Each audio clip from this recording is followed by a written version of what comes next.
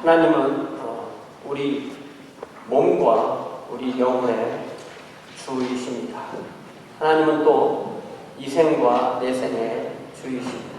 하나님은 이 땅과 하늘의 주이십니다. 또 하나님은 세상의 주시기도 하고 교회에 주시기도 합니다.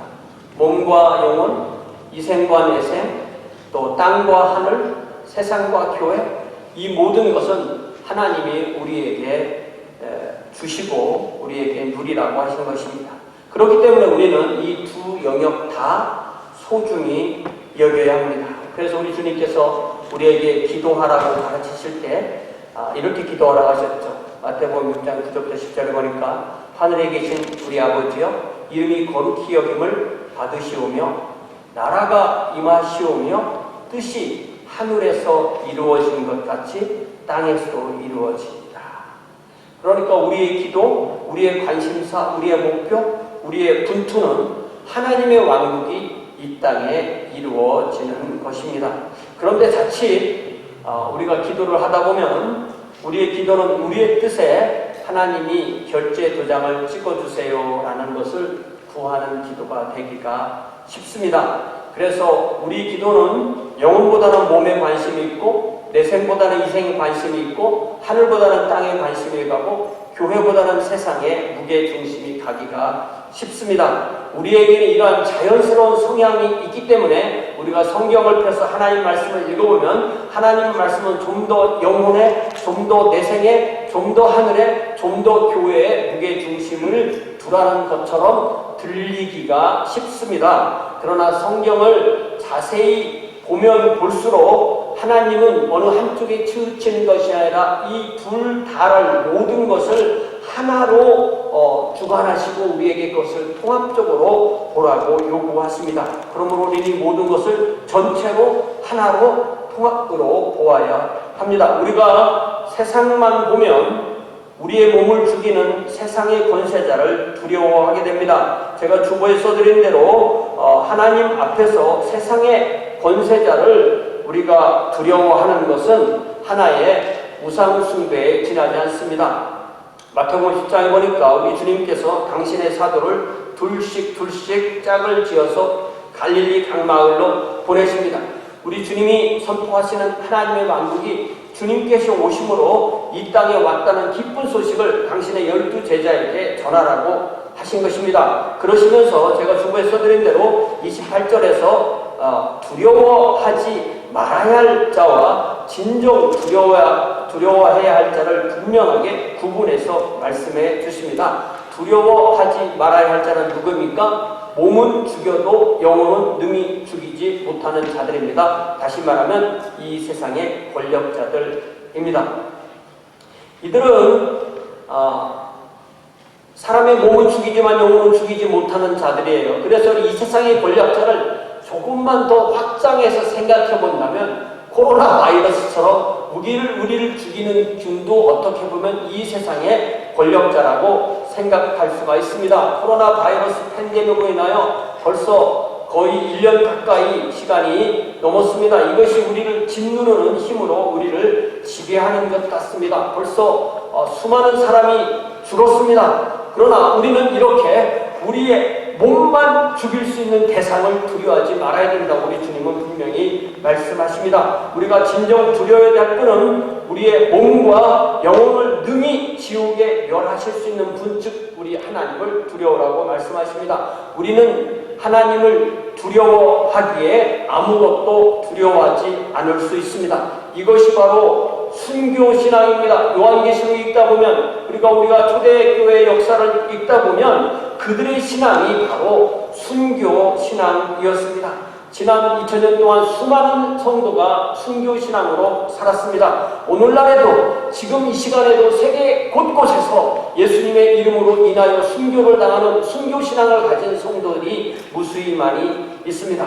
오늘 우리가 읽은 본문에서 우리 주님은 서머나 교회 성도에게 말씀하시기를 내가 죽도록 충성하라. 그리하면 내가 내게 생명의 관을 주리라 라고 말씀하십니다. 그래서 오늘 충성하라, be faithful 이라는 말씀으로 함께 하나님의 말씀을 나누고자 합니다. 이제 8절에 보니까요, 서머나 교회는 요한계시록에 나오는 두 번째 교회인데 우리가 서머나 이게 오늘은 스미르나 이렇게 얘기를 하는데, 서머나라는 이 말은 원래 그 히브리어나 아람어에서 머르라는 게 이게 쓴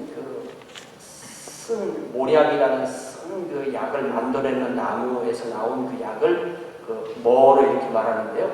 이게 머르인데 그거를 한자로 그걸 번역할 때 뭘 그렇게 쓰니까 발음까지 생각해서 번역을 한 것을 알 수가 있습니다. 그리고 이 단어 뜻 자체가 근동어로 쓰다 이런 뜻이에요. 그래서 마태복음 2장 11절에 보니까 동방에서 아기 예수께 경배하러 찾아온 박사들이 드린 선물이 세 가지가 뭡니까? 황금과 유향과, 또 사람 유황가라는데 유황은 아닙니다. 황금과 유향과 모략 이렇게죠. 모략이라는 것은 고대로부터 분향, 또 향수, 또 화장품, 방부제, 치료제 등으로 쓰인 것입니다. 그러니까 이 히브리 사람들이 모 이렇게 말하는 것을 그리스 사람들은 스미르나 이렇게 얘기했던 거예요. 그러니까 이 발음이 거기서 걸리도 넘어간 거죠. 모략나무가 몇 가지가 있는데요. 모략나무에 이제 자연적인 상처나 아니면 인공적인 상처를 내고 나면 거기서 나오는 이제 그 수지가, 그 기름이 이제 굳은 것을 떼어서 그것을 가루로 빻으면 이게 모란 가루가 되는데요. 이것을 그렇게 사용했습니다.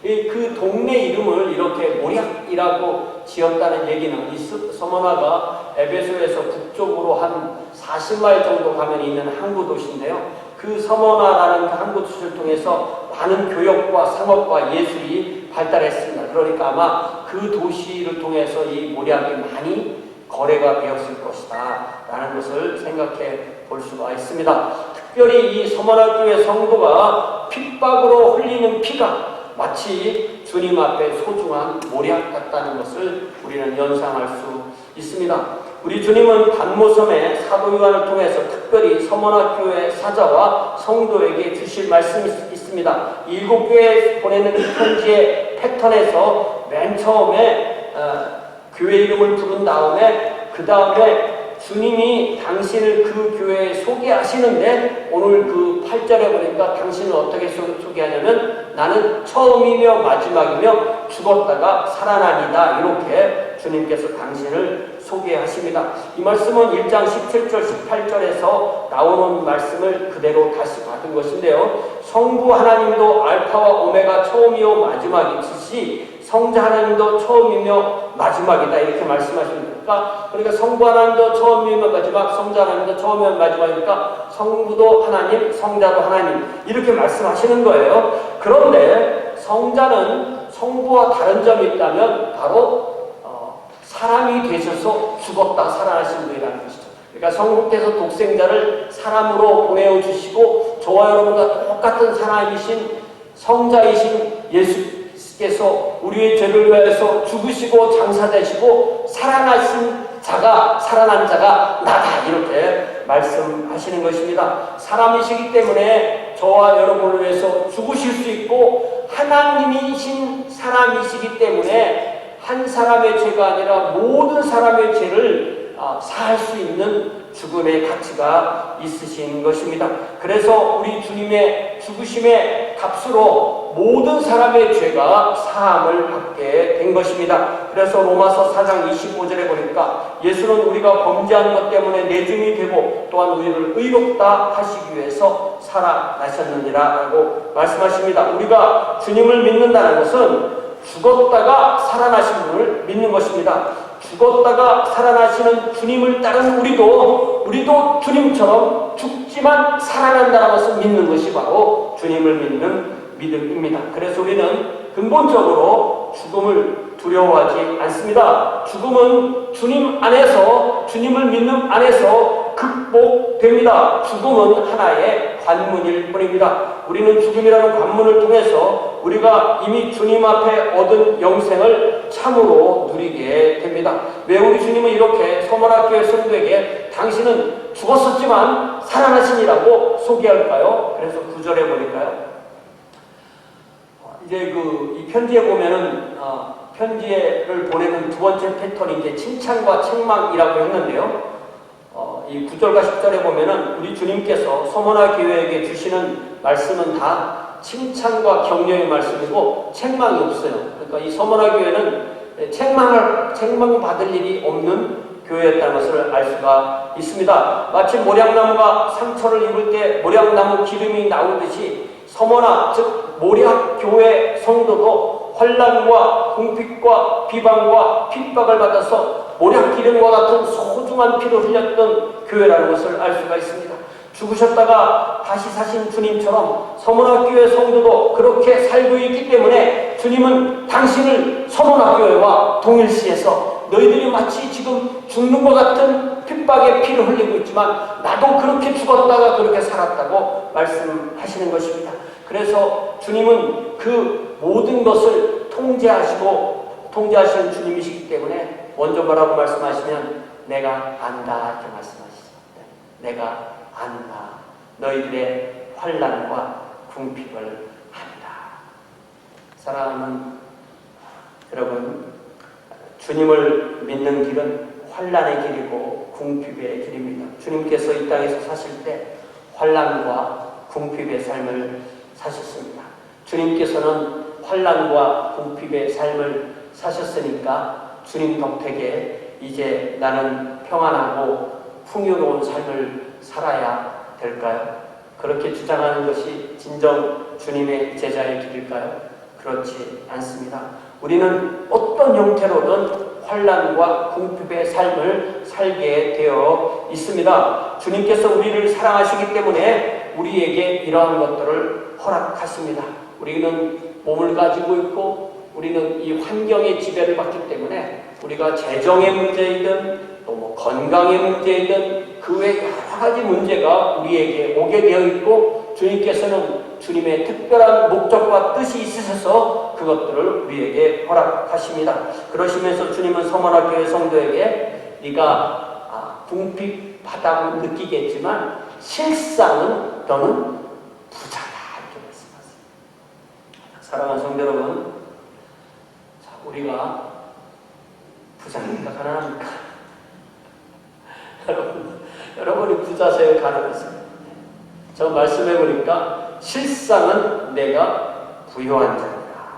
사랑하는 성도 여러분, 우리가 부자입니까? 집도 있고 차도 있고 직업도 있고 가족도 있고 건강도 있고 수입도 있기 때문에 부자입니까? 그 말도 맞을 수 있죠. 그리고 그 복도 다 주님께서 주신 것입니다. 하지만 우리가 진정 부유한 것은 우리 주님이 우리와 함께 하시기 때문입니다. 주님께서 서머나교회와 모든 교회와 우리 교회에게 이것을 말씀하시기를 원합니다. 야, 내 아들아, 내 딸아, 네가 힘들고 가난하다고 생각하니 아니란다. 너는 내가 너와 함께 하는 것을 알아야 해. 내가 너와 함께하기에 너는 진정 부자란다. 이 말씀을 하시는 거죠. 필요 이상의 부로 인해서 나는 이제 너무나 풍족하기 때문에 이제 주님이 필요 없어 라고 생각하는 그런 잘못된 신앙에서 돌아서서 필요한 부를 채워주시는 주님을 믿음으로 언제나 주님 안에서 주님의 부요함을 누리는 저와 여러분 되시기를 주님의 이름으로 축원합니다. 이제 이 서머나교회 성도는 특히 자칭 유대인들의 비방으로 고통을 당한다고 했어요. 자칭 유대인이라는 자들의 비방도 우리 주님이 아신다고 했어요. 자, 우리가 유대인 많이 얘기해보죠. 유대인을 영어로 주라고 하는데 이 주라는 말이 이렇게 우리가 영어 책에 따라 주라는 말이 딱 나오면 한국말로는 이게 뜻이 두 가지예요. 그래서 제가 이렇게 책을 보다 보면 그걸 몰라가지고 주를 무조건 유대인이라고 번역하는 사람이 있는데요.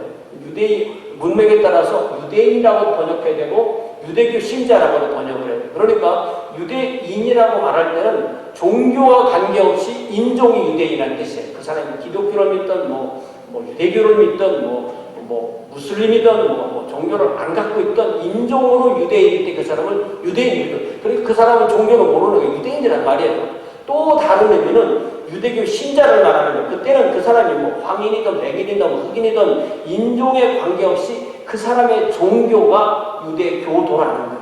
그래서 이 주라는 말이 딱 나오면, 문장에 딱 나오면 이게 유대 인종을 말하는 건지 유대 교도를 말하는 건지, 유대 인종이면서 유대 교도일 경우가 많이 있었죠. 그렇게 한단하고 두 가지 쓰는 건데, 그래도 그걸 분명히 구분해야 돼요. 그래서 예를 들자면 지금 미국의 대통령의 사위가 유대인이잖아요. 유대인이고 유대 교도죠. 그러면 딸은 그 사위와 결혼한 그 딸은 백인이잖아요. 인종으로는 백인이잖아요. 와이프잖아요. 그럴 때 그렇지만 남편을 따라서 종교를 유대교로 이렇게 바꿨기 때문에 주 이렇게 불러요. 그렇지만 그 사람을 우리가 번역할 때는 유대교도다 이렇게 번역을 해야 정확하게 되는 것입니다. 이러한 상황을 제가 복잡하게 설명드리냐면, 이러한 상황이 똑같이 초대교회에도 같이 있었던 거예요. 그러니까 그때에도 유대인 출신 유대교도가 있었는가 하면은 이방인 출신 유대교도가 있었습니다.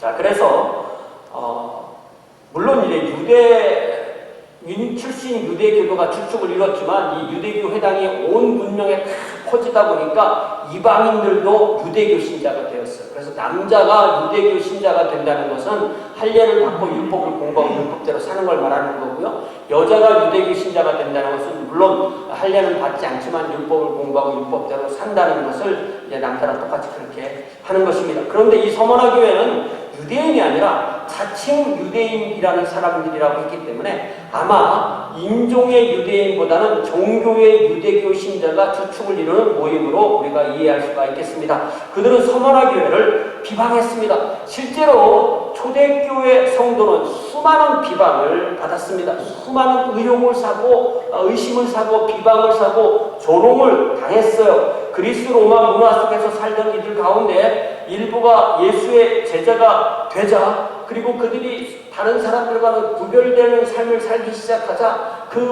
그들 주변에 있는 사람들은 초대교 신자들을 비방하기 시작했어요.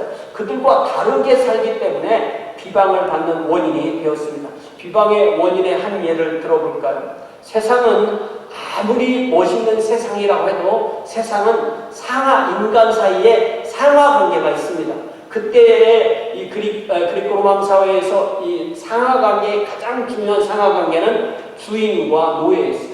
실제로 전쟁 노예, 또 노예의 자녀로 태어나서는 노예가 돼서 주인 밑에서 노예로 살았던 거죠. 자, 이것이 세상의 상하 계급 문화입니다. 이것이 세상을 지배합니다. 그런데 복음이 전파되고 예수님을 믿으면 그 사람들이 세상에서는 주인과 노예였는데 교회에 딱 보면은 형제와 형제가 되는 거예요. 형제와 자매가 되는 것입니다. 나중에는요, 노예가 그 교회 감독이 되는 분들이 있어요. 그 교회 목사님이 되시는 거예요.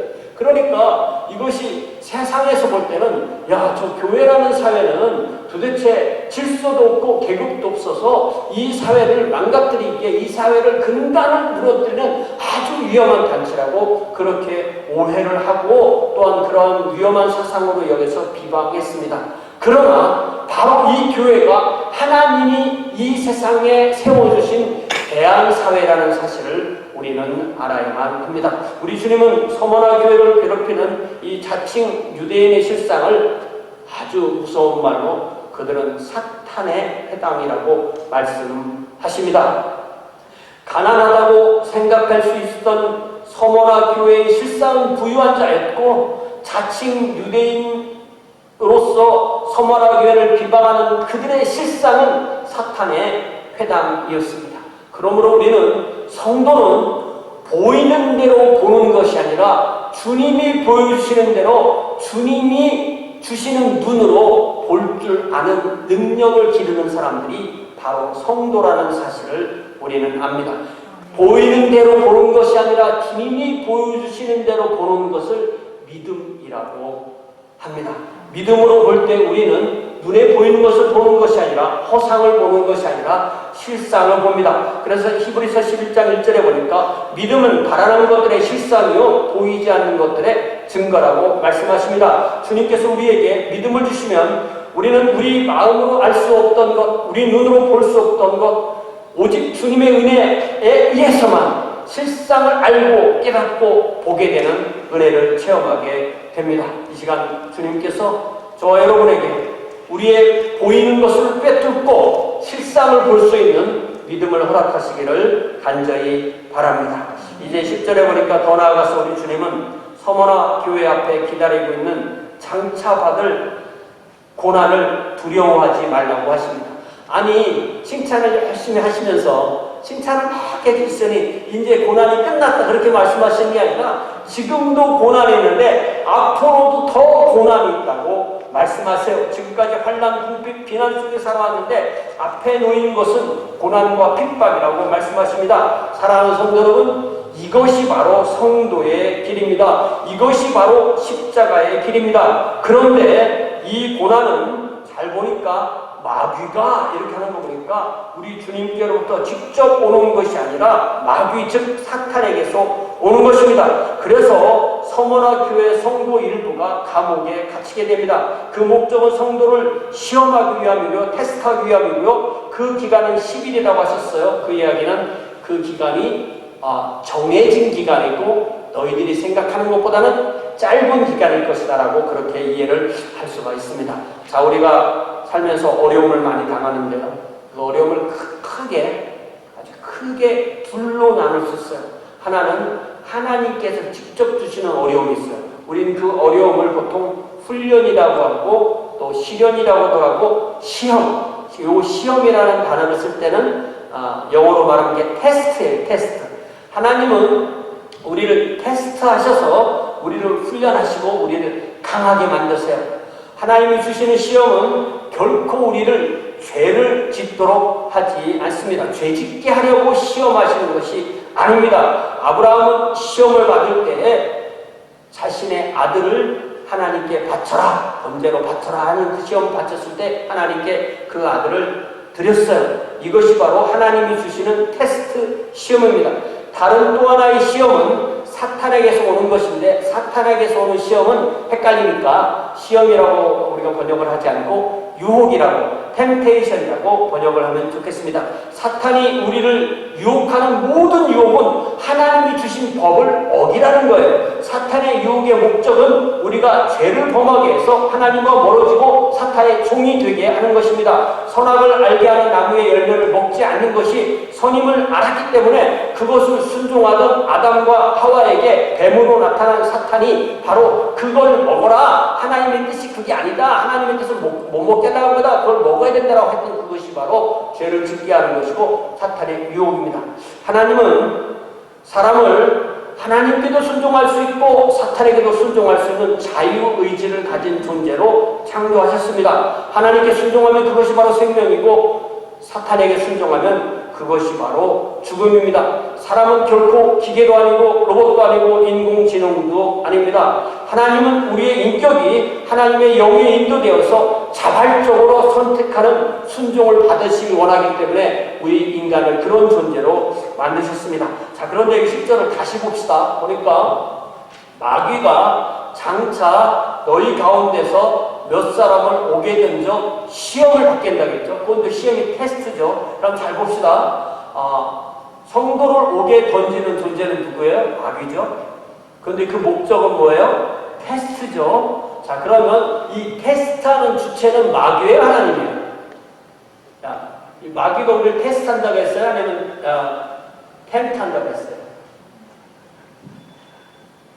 자, 그래서 이 말씀을 잘 보면요, 마귀가 우리에게 고난을 주는데 그 고난을 통해서 우리를 시험하시는 주체는 하나님이십니다. 그러니까 하나님은 마귀의 그 고난을 허용하셔서, 마귀의 고난을, 마귀가 주는 그 핍박을 허용하셔서 성도를 간접적으로 훈련하시기를 원하신다는 사실을 우리는 분명히 알 수가 있습니다. 우리를 시험하시는 분은 분명히 마귀가 아니고 하나님이십니다. 우리 주님은 악한 영이 사람을 움직여 성도를 핍박할 때 그것을 통하여서 우리를 시험하시고 훈련하시고 단련하신다는 말씀입니다. 마귀의 하수인이 되는 사람이 성도에게 가하는 핍박을 주님은 사용하십니다. 이렇게 초대교회는 십자가에 달리신 주님을 십자가를 지고 따르는 성도에 의해서 성장했습니다. 주님이 허락하시는 십자가가 성도가 당하는 감옥에 갇히는 핍박, 죽음에 처하는 핍박까지 있기도 했습니다. 그래서 이 교회가 핍박을 하기만 하면 더 자라나니까 이 초대교회 후기에는 로마 이 황제나 고위직에 있는 사람들이 머리를 잘 써서 이 교회는 핍박하면 더 자라날까? 어떻게 핍박을 안 하고 교회를 좀 없애볼까?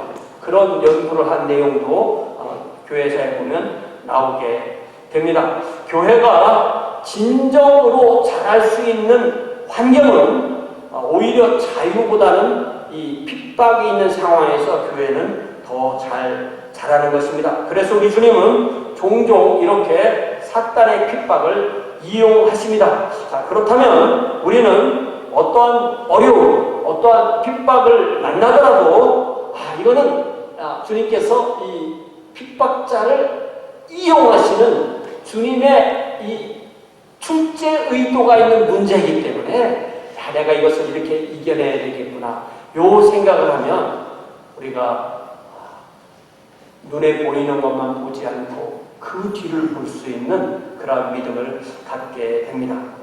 이게 우리가 시험 문제도 풀어보기도 하고 시험 문제도 내기도 해보고 그러는데 시험 문제를 맨날 풀다가 내보면은 시험 문제를 도저히 그 출제 의도를 모르고 푸는 사람들이 있어요. 그러면 전혀 딴소리를 합니다. 아주 전혀 딴소리를 해요. 그러면 어떻게 되겠어요? 그 사람은 거기서 그냥 있는 거예요. 더 이상 잘하지 못합니다.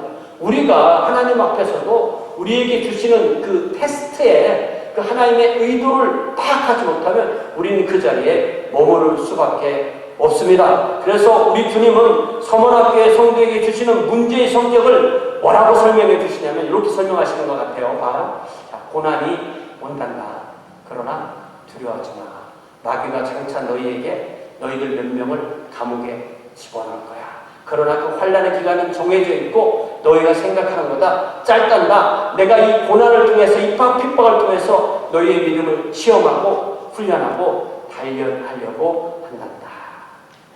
그러면서 우리 주님은 자 이제 너희들이 이 시련을 이겨내라고 그렇게 명령을 주시면 그 다음에 명령을 주시면 반드시 명령에는 이 약속이 따라와요. 그래서 명령을 순종할 때는 이런 복이 오고 불순종할 때는 이런 결과가 온다라고 그렇게 말씀하세요. 자, 그럼 명령은 뭡니까? 저렇게 이제 고난이 있다고 말씀하시고 명령한 말씀은 내가 죽도록 충성하라.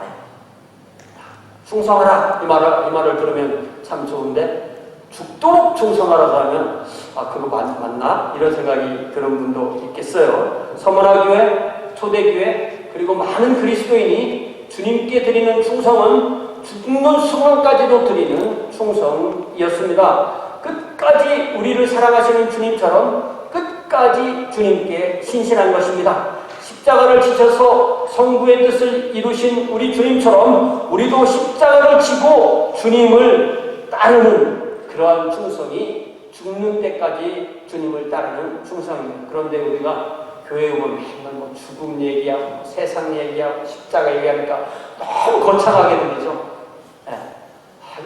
내 삶에 전혀 와닿지 않는 것처럼 들리지만 사실은 사도 바울은 뭐라고 단정했냐면 고린도전서 15장에서 나는 날마다 죽는다고 했어요.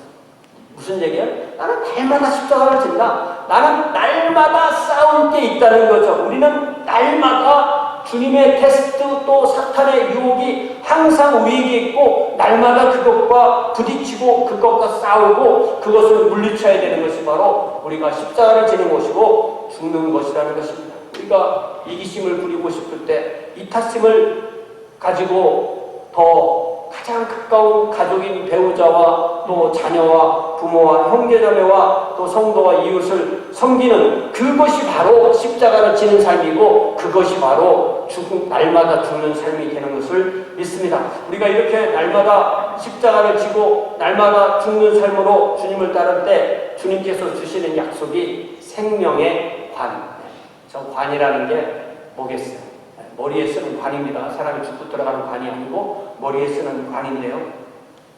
이것도 이 단어가 나올 때마다 제가 이 설명을 안 할 수가 없는 게 이게 이상하게 영어나 한국어나 이 머리에 쓰는 머리에 쓰는 관이 뭐가 있어요? 예를 들자면 왕이 쓰는 건 뭡니까? 왕이 쓰는 건 면류관이라고 왕관이라고 하죠. 왕이 쓰는 거 그냥 왕관이라고 합시다. 왕관. 우리 그 가게에서 파는 디아뎀이라는 거예요. 디아뎀. 예를 들면 신부들이 이렇게 머리에 쓰는 거 디아뎀 그러죠. 영어로. 디아뎀이고 그 말은 그대로 헬라어에서 디아데마라는 단어에서 온 거예요. 여자분들이 쓰는, 왕들이 쓰는 것 같은 장식하는 이런 것을 디아뎀 이렇게 말하는데, 이것은 정확하게 성경에서는 왕이 쓰는 겁니다. 왕. 그러니까 보통 금으로 만들고, 그것이 금으로 만들어 보니까 팔면 그만큼의 금의 가치가 나가는 거예요. 엄청난 가격이죠. 그리고 왕의 권력이 그 왕관에 표현되어 있는 겁니다. 그리고 또 왕이 가지고 있는 명예도 그 안에 포함되어 있는 거예요. 그렇기 때문에 이것은 성경에서, 그리고 특별히 영적인 의미에서 이 디아뎀이라는 왕관 이 말이 나오면 무조건 우리 주님께만 해당되는 거예요. 근데 그거를 영어에서도 구별하지 않고 무조건 크라운이라고 번역하고, 한국말은 무조건 면류관 내지는 관이라고 번역을 하고 있죠. 두 번째 관은 그때 그 그레코 로마사에서 두 번째 관은 뭐냐면 나뭇잎으로, 나뭇가지로, 월계수 나뭇가지 이렇게 월계수를 섞어가지고 머리에 씌워주는 거예요. 그걸 월계관이라고 하거든요. 월계수 나무 가지로 만들었는데, 이것은 보통 운동 경기에서 1등한 사람들 내지는 좋은 문학을 발표해서 어떤 사람들의 존경을 받는 사람들에게 그들을 명예를 인정하고 그들을 존경한다는 의미로 사람들 앞에서 그들에게 어떤 그 나뭇가지에 관을 씌워주는 것을 월계관이라고 하는데, 이것이 바로 그 헬라어로는 스테파노스예요. 근데 스테파노스가 바로 스데반 집사님 있잖아요. 스데반 집사님이 월계관이라는 뜻을 갖고 있는 거예요. 그러니까 이 관은 팔면 얼마나 나가겠어요? 아무런 그 액면 가치는 없는 겁니다. 그리고 내가 너희들 앞에서 월계관을 얻었기 때문에 내가 너희들보다 권력이 더 있는 이것도 아니에요. 권력도 하나도 없는 거예요. 그러나 뭐가 있어요? 명예가 있는 거예요. 그래서 우리 주님께서 이들에게 약속하고 있어 바로 생명의 월계관이에요. 생명의 월계관입니다. 그런데 우리가 그러니까 찬송가 부를 때마다 멸류관, 호서 저렇게 찬송해야 되는데 월계관, 되게 이상하잖아요. 이게 번역을 하는 게 우리 막 이렇게 우리를 이렇게 지배하는 거예요. 사실은 우리가 받는 모든 관은 멸류관이 아니라 월계관이에요. 그런데 우리가 앞으로 보겠지만 요한계시록 4장에 그리고 4장 5장에 보면은 하나님의 보좌를 빙 둘러서 24장로가 이렇게 앉아있는 얘기가 나오거든요. 그리고 그 24장로도 또 관을 불었다고 했어요. 관을 썼다고 했어요. 근데 그 관은 관이긴 관인데, 그럼 그 관이 당연히 디아뎀이겠어요? 스테파노겠어요? 당연히 왕관이 아니라 월계관이겠죠. 그런데 이 말씀을 딱 보면은 그 관을 나뭇가지로 만든 게 아니고 금으로 만들었다고 했어요. 금으로. 그러니까 성도가 하나님 앞에 가서 24장로가 받는 그 금으로 된 월계관은 액면 가치가 있습니까? 없습니까? 있죠. 권력은 있습니까? 그건 잘 모르겠어요. 주님밖에 다스린다고 했으니까. 또 그것이 명예가 있습니까? 있죠. 그런데 그 우리가 받는 그 금으로 된 월계관의 액면 가치나 어떤 권력 가치나 아니면 그 영예는 무엇을 위해서 주신 거냐면, 그것이 이 요한계시록을 보니까 그것을 벗어서 주님께 드리라고 주신 거예요. 이거 내 거가 아니라 주님께 받은 건데 주님께 다시 드리라고 주신 거예요. 그래서 우리가 면류관 벗어서 주님께 드리네는 맞는데 주님께 던지네는 아니에요. 던지면 좀 이건 분위기가 안 맞습니다. 주님께 드리는 거예요.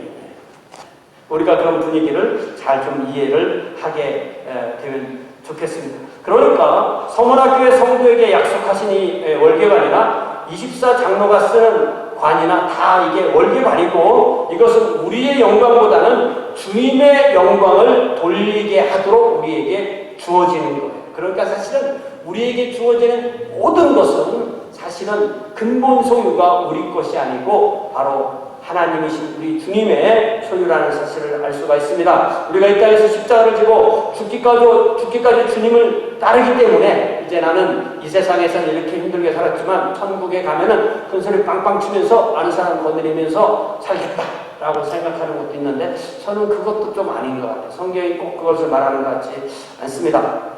자, 이제 11절에 보니까 이제 서문화 교회에게 주시는 말씀의 세 번째 패턴은 이제 그들만이 아니라 모든 시대, 모든 장소, 모든 성도에게 주시는 약속의 말씀인데요. 그 말씀은 신앙의 싸움에서 이기는 자는 둘째 사망의 해를 받지 않는다는 것입니다. 지난 주에 봤듯이 요한계시록 20장에 보면은 둘째 사망의 해에 대해서 자세하게 얘기되죠. 생명책에 그들의 이름이 없는 모든 사람들은 그들의 행위대로 심판해서 둘째 사망으로 간다. 그러나 이 싸움에서 이기는 사람, 이 생명의 이 월계관을 받는 사람들은 둘째 사망의 해를 받지 않고, 그러면 무슨 얘기예요?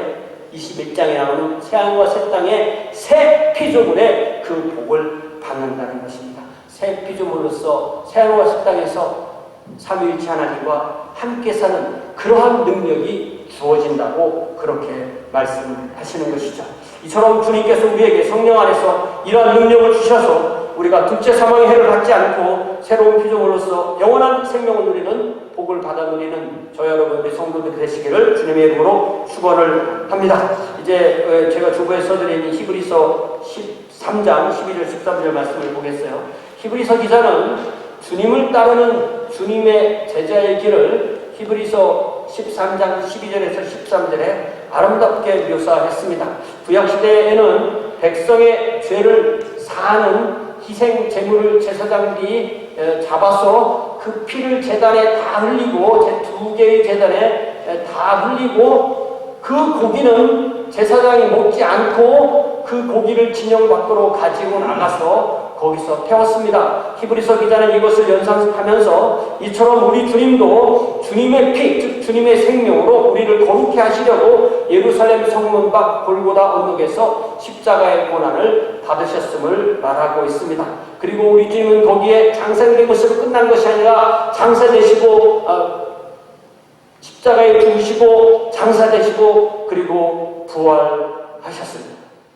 그래서 우리는 어떻게 살아야 되는지를 13절에 뭐라고 말합니까? 그렇기 때문에 우리도 어떻게 살아야 되느냐? 우리의 주님의 치욕을 짊어져야 된다고 말합니다. 여러분, 십자가가 여러 가지 의미가 있지만 십자가의 가장 근본 의미는 치욕이에요.